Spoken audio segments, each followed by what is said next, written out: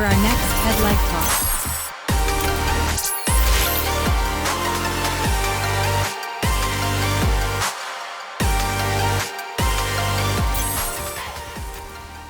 Hello, everybody. How is everyone doing? Good? Only couple of people? Again, I'm asking, how is everybody doing? Great. It seems the coffee has kicked in now. Okay, I am Shivani. I am here to present a topic which is very dear to me. You can see unmasking AI. Sounds very interesting. What I'm going to unmask. Let's see, let's unpack this together. Before I start, I have a question for you. Have you guys had this moment in your life where you have talked about something, and I can see already people nodding? Great. You have spoken about something, and that is suddenly coming into your feed. How crazy, right? You must be wondering, was my phone listening? What exactly is happening here? What is this magic? Exactly something that I faced. And I was like, I want to dig deeper and know what is happening here. So let's start with the promise that technology made with us. Here are some smart devices. And I just want to have a show of hands. How many of people use these devices? Quite a lot, right? We have smartphones, smart watches, smart TVs, smart speakers everywhere, which are making our lives simpler, which is great, of course. Not only that, we have indulged our kids and children into interactive toys, robots. Kids are learning from these things, and they are indulged for the time, and we can focus on our work. Makes our life simpler, right? But can we really trust these things? How trustworthy it is? Are we giving our privacy, our autonomy into hands of these things? The first thing I want to unmask is surveillance creep. That's a dark pattern which starts very innocently. I'm collecting your data to improve your experience. Well, sure. But constantly, slowly, it starts monitoring you, and you never realize when the consent erosion takes place. It's almost like, a boiling frog. You don't feel the heat until it's too late. And the next thing is deceptive personalization.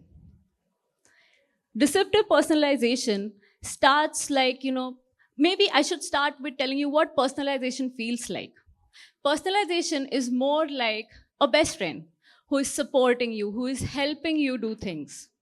But this deceptive thing acts like a pushy salesperson, nudging you to do things, taking you to the actions that probably you might not even take. And that is where we are getting exploited by technology.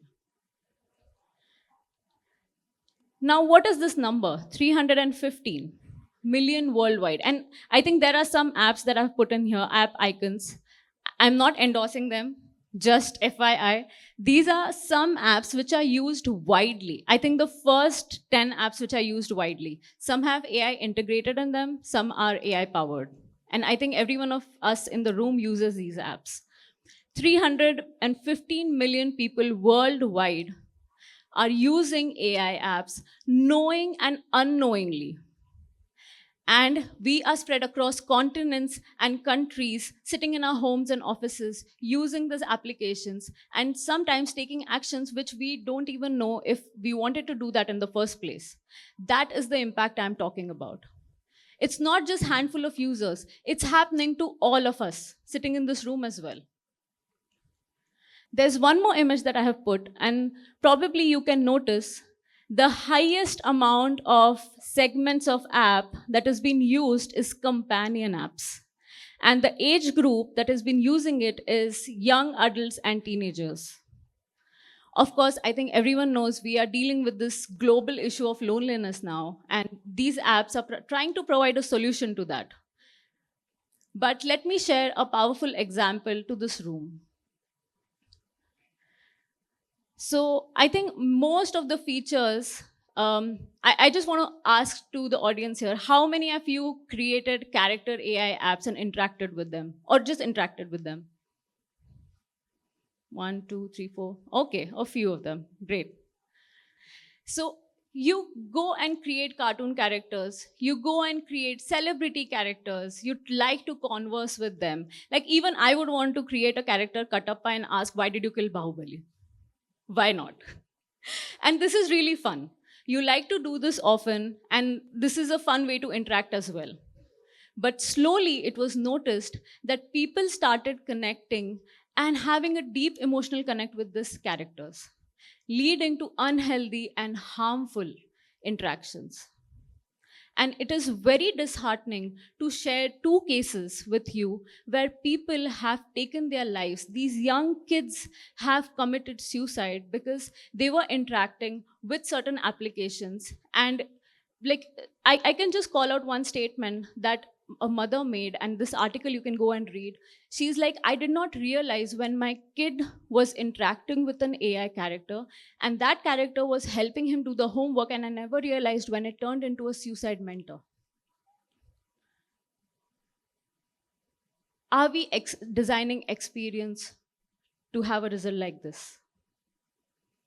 This is the third and a very subtle but very impactful dark pattern: deceptive AI companionship.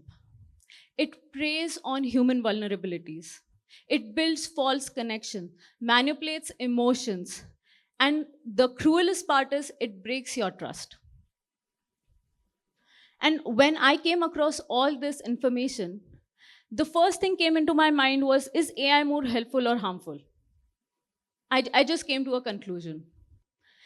And then I went back and I was like, no, AI is doing positives also. So probably the right question to this is, do we let AI continue to shape us, or we step up and we start shaping AI? And now, when our roles have widened, not only designers, as creators, innovators, what can we do in this place, in whichever shoe we step, what can we do to make a difference here? So, first thing, we start with privacy by design and designing for boundaries. These principles are laid out but have to be brought into practices. By practice, I mean designing transparent data practices, ethical AI interactions, and authentic personalization. These have to be the key pillars to whatever products we design, whatever interfaces we design, whichever experience we design. And to break it down further, I think everyone since yesterday's keynote, I think even Sonal right now pointed, we have these pillars that we need to be sticking to at every stage of design. And I think we have a common understanding of what we need to do. But let's tap on how we need to bring that change. So this is something I have called a CAD framework. CAD stands for co-design, audit and monitor, and trust first. This framework is to be embedded in design practices that we have, design processes we have, because it protects the user by design. And this is something that taps on all the design processes from defining to testing and reiterating in everything. This is something I have built from the experience that I have, from the things that I have learned and the research part. So let's dive deeper what this CAD framework is about. Starting with co-design with stakeholders. Dark patterns seep in when we design with really narrow user groups. We have development teams, we have different stakeholders like project managers, power users, everything when we are designing, and we definitely involve them in our research. But how often do we involve legal and compliance team? How often we involve accessibility advocates at the beginning? How often we also include inclusive users, vulnerable users? These are the people we need to be including in our design processes. We have to include everyone who is impacted by the product, because these are the people who are going to help us close the smaller loopholes that we might oversee. And not only hear their opinions and voices, but have a structured co-design methods. We have design sprints, we have service blueprints, we have user journey mappings. We need to make sure that these things are documented. User journey mappings not only document pain points from the usability perspective, but let the user build it with you. Let the user point out at this stage, I feel I cannot let this take my data because I don't feel safe. That's where you get an idea of designing a consent flow. That is how you will win the trust of the end user. And continuous feedback. I think we are also the end users of feedback. Many a times we raise a ticket, we raise something, support tickets, talk to people, and we never get a follow-up. That is what we do to our end users also. We need to get back the end users in the same room and show them that this is what we heard, this is what we fixed, what do you think? There is when the end users feel that, okay, now I am getting heard and I can trust this person, this product, this company. Audit and monitoring. Of course, dark patterns don't show up on the launch day, right? And have to be audited and monitored over time. And how do we do that? This also taps in when design and prototype and testing and validation happens. Success metrics. What are current success metrics that we follow? We have how many clicks were there. We have how many signups we got.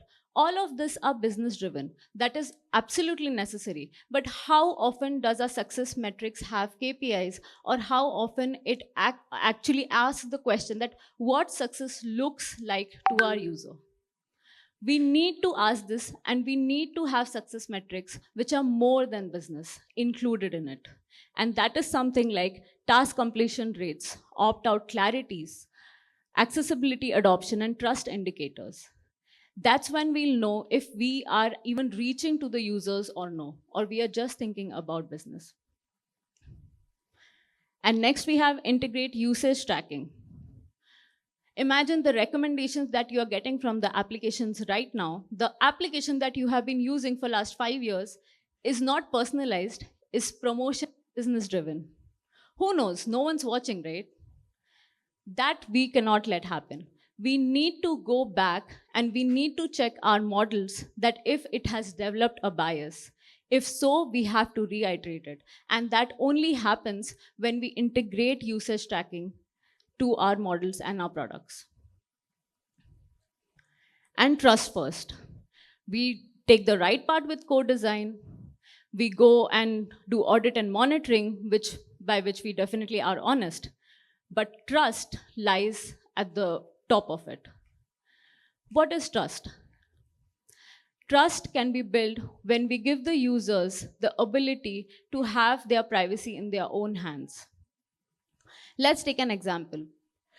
Have you seen those cookie banners that we get on the products, right? Very nudgy pop-ups, right? We have accept all so bright and blue that many times you tend to click on it even if you don't want to. And how often do we see decline button right next to it with the same treatment? It lies somewhere 3 clicks inside in small prints. Why so? Even in the legal terms and conditions, I really want to know who has read the legal terms and conditions of any product. I'm very curious. That's a long list of things in there, but I don't see anyone raising hand for this. We just click, I accept it, and go forward, right? We need to share this with the user that why we are taking this data, if they even want to share this data with us. If we give that kind of information to them, that is where we gain their trust. This is not trust, this is also loyalty of them towards our product, which is also going to benefit our businesses.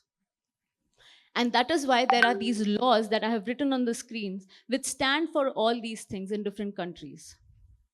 And there are certain applications, if you know, are banned in other countries. Why so? Because an app can follow a law in a particular country, but cannot in another country. So we are also using out on the users of different continents on the world. By abiding to this and applying it from research to release and implementation, you are covering that. And last but not least, design for transparency and human empowerment. I think this is very self-explanatory, but just to tap on it, deceptive AI companionship. Let's take an example. Why it needs to be transparent. For example, let's say we have a mental health care therapist chatbot. If a deceptive AI chatbot is supposed to answer my questions, he's going to ask me a lot of information and make sure that I upgrade to premium so that I get answers and I feel good about it. But a trust first approach chatbot will tell me, hey, I am AI. I don't know a lot about this, but these are the resources, and probably you can reach out to this helpline. Not only that, if this chatbot is used by a certain age group, which is like below 18 or something, they have to have parental controls. Now we see a lot of applications having it, but not every application is integrated.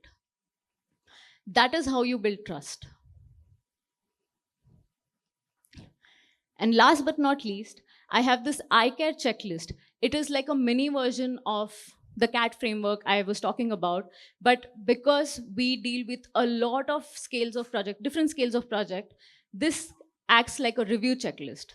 If something or some question of this you feel is not answered correctly, you go back to the design process and you fix that.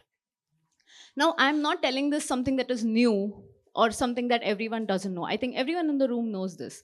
But this CAD framework or this approach talks about being proactive. We always go and fix bugs in our product when they are raised. We follow laws when we are forced to. But this CAD framework or iCare checklist makes sure that you're already embedding it in our daily work, daily processes. So that is why I advocate for this CAD framework. And it goes beyond designing for engagement and growth, but also includes dignity and trust. And by that, I would want to leave you with this thought that it's totally in our hands that tomorrow we might have the best AI assistant a humanity will ever have, or a most subtle manipulator. And it's totally in our hands.